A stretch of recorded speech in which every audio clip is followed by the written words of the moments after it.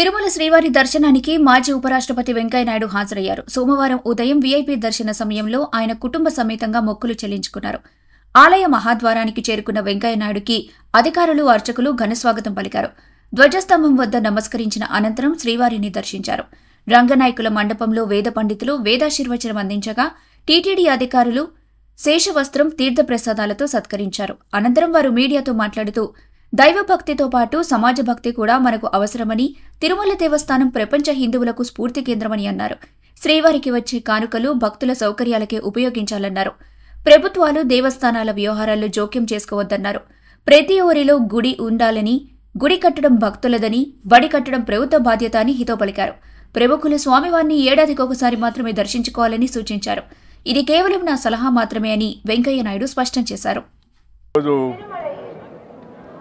తిరుమలకు వచ్చి కుటుంబ సమేతంగా శ్రీమతి ఉషమ్మ, కుమారుడు, కోడలు, కూతురు, మనవడు, మనవరాళ్ళు అందరం కలిసి భగవద్ దర్శనం చేసుకోవడం చాలా సంతోషాన్ని ఇస్తుంది.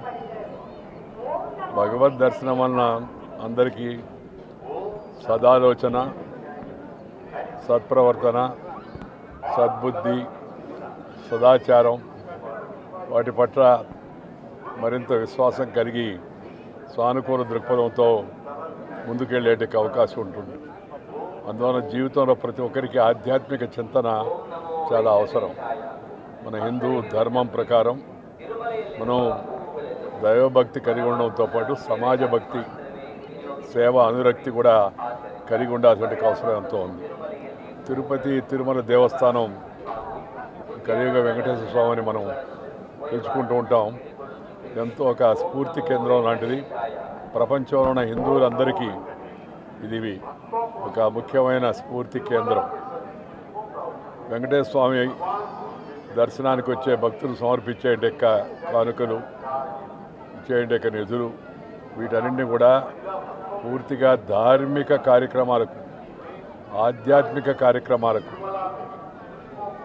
అలాగే భక్తుల యొక్క సౌకర్యాన్ని కలిగించడానికి, వాళ్ళకి వసతి, ఇక్కడ కావాల్సిన ఇతర ఏర్పాట్లు కలిగించడానికి వాటికే ప్రధానంగా ఖర్చు పెట్టాలనేది నా ముఖ్యమైన ఉద్దేశం. ప్రభుత్వాలు కూడా ఈ విషయంలో రాజకీయ జోక్యం చేసుకోకుండా ఈ ముఖ్య భక్తులు వచ్చి దైవ దర్శనానికి వచ్చి హుండీలో కానుకలు సమర్పించడం ఉద్దేశం మన ధర్మాన్ని, మన హిందూ ధార్మిక ఆలోచనలను మరింతగా పెంపొందింపచేయాలని.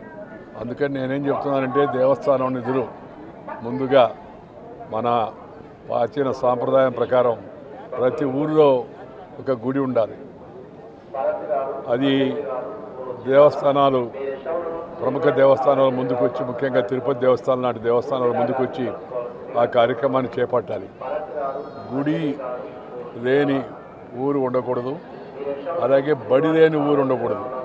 బడి పెట్టడం ప్రభుత్వం యొక్క కర్తవ్యం, గుడి కట్టించడం భక్తులు, అలాగే ఈ దేవస్థానాలు వాటి యొక్క ప్రధాన కర్తవ్యం కావాలా. వాటి మీదనే దృష్టి పెట్టాలి చెప్తే వీటిని ప్రభుత్వ కార్యక్రమాలకు వినియోగించుకోవడం కానీ, లేదా ఇతరత్ర వైపు మళ్లించడం కానీ అలాంటి ఆలోచన, అలాంటి ప్రయత్నం ఏమాత్రం కూడా చేయకూడదని చెప్పని నేను సూచిస్తున్నాను.